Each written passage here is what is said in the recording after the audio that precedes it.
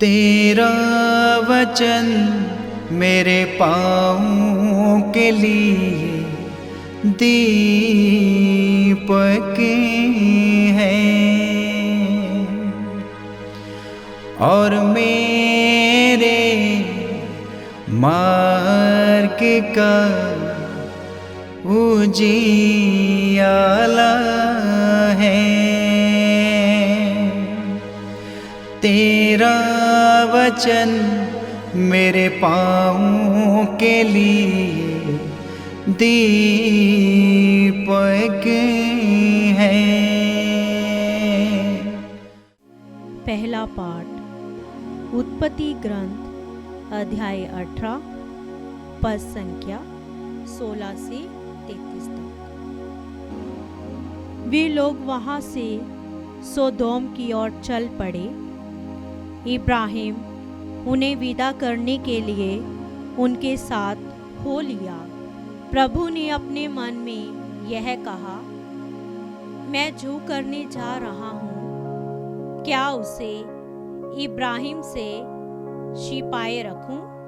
उससे एक महान तथा शक्तिशाली राष्ट्र उत्पन्न होगा और उसके द्वारा पृथ्वी पर के सभी राष्ट्रों को आशीर्वाद प्राप्त होगा।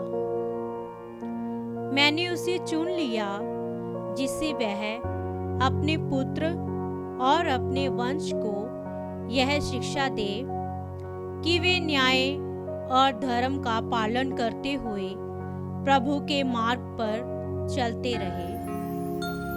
इस प्रकार मैं उसे जो प्रतिज्ञा कर चुका उसे पूरा करूंगा।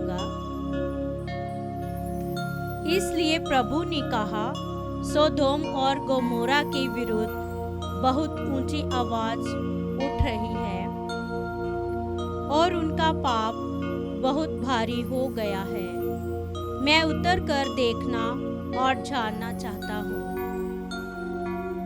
कि मेरे पास जैसी आवाज पहुंची है उन्होंने वैसा किया अथवा नहीं।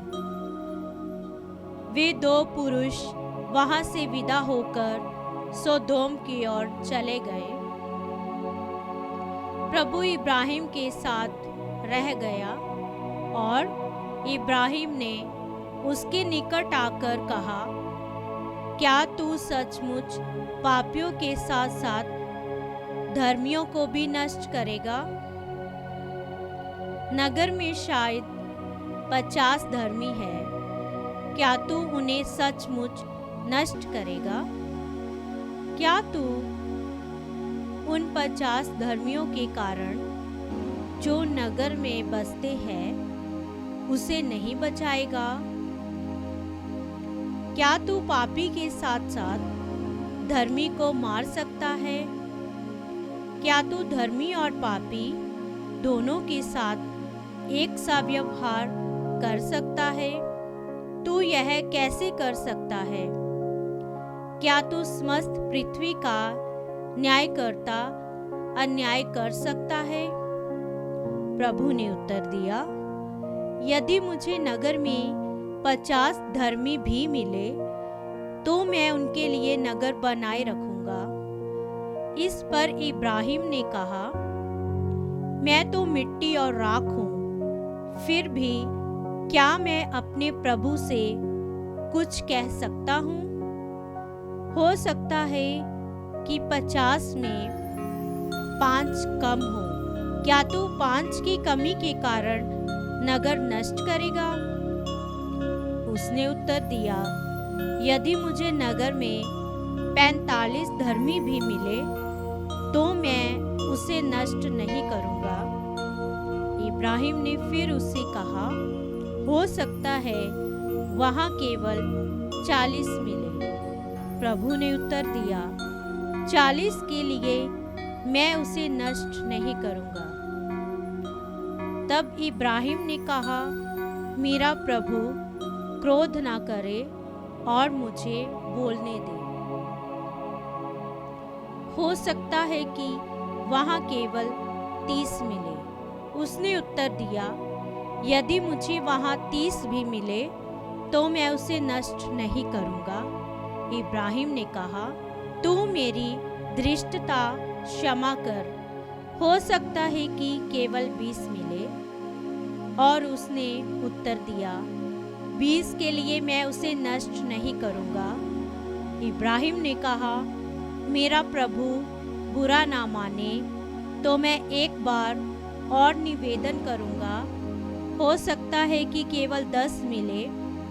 और उसने उत्तर दिया, 10 के लिए भी मैं उसे नष्ट नहीं करूँगा।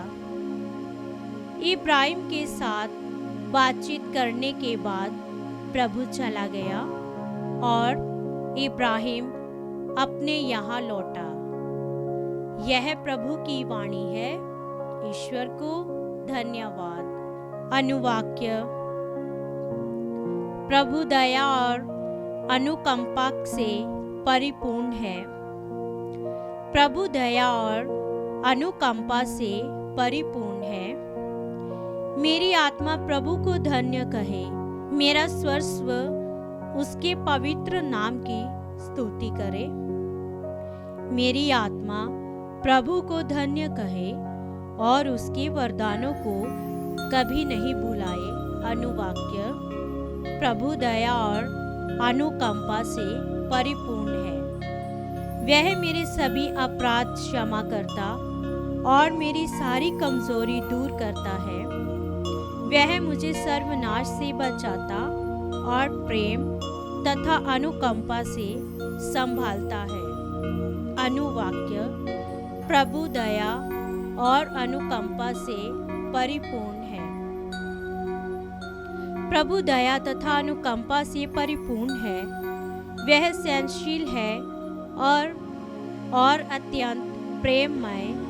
उसका क्रोध समाप्त हो जाता और सदा के लिए नहीं बना रहता है। अनुवाक्य। प्रभु दया और अनुकंपा से परिपूर्ण है। वह ना तो हमारे पापों के अनुसार हमारे साथ व्यवहार करता और ना हमारे अपराधों के अनुसार हमें दंड देता है। आकाश पृथ्वी के ऊपर जितना ऊंचा है उतना महान है उसके भक्तों के प्रति प्रभु का प्रेम। अनुवाक्य। प्रभु दया और अनुकंपा से परिपूर्ण है। संत मत्ती के अनुसार पवित्र सुसमाचार अध्याय 8 पद संख्या 18 से 22 तक। अपने को भीड़ से घिरा देखकर यीशु ने समुद्र के उस पार चलने का आदेश दिया। उसी समय एक शास्त्री आकर यीशु से बोला, गुरुवर, आप यहाँ कहीं भी जाएंगे, मैं आपके पीछे पीछे चलूंगा। यीशु ने उनसे कहा, लोमड़ियों की अपनी मांदे है और आकाश के पक्षियों के अपने घोंसले, परंतु मानव पुत्र के लिए सिर रखने को भी अपनी जगह नहीं है। शिष्यों में से किसी ने उनसे कहा, प्रभु, मुझे पहले अपने पिता को दफनाने के लिए जाने दीजिए। परंतु यीशु ने उनसे कहा, मेरे पीछे चले आओ, मुर्दों को अपने मुर्दे दफनाने दो। प्रभु का सुसमाचार। क्रिस्त की जय।